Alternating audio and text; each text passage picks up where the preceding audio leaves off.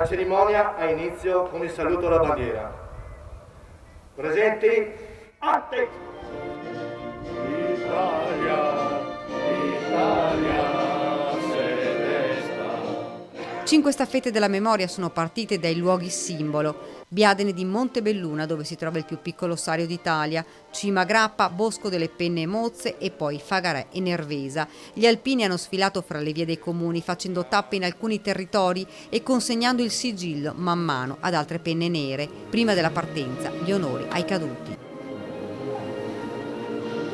Qui siamo a Nervesa, dove il sindaco Fabio Vettori ringrazia gli alpini e ricorda i caduti. Siamo in questo luogo sacro, ricordiamoci sempre che qui riposano 9.325 soldati, appunto 3.000 ignoti, e quindi in un luogo che noi come amministrazione abbiamo il dovere di ricordare, di commemorare, ma soprattutto di tramandare ai nostri giovani questo ricordo del passato, perché non si ripetano più queste tragedie. E poi via, la staffetta è partita.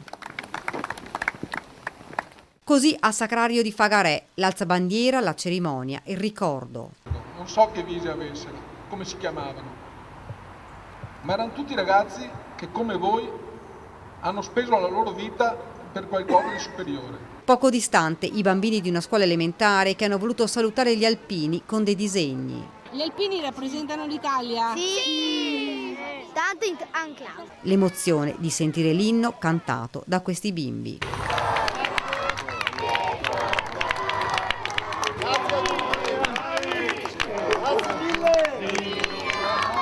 Grazie.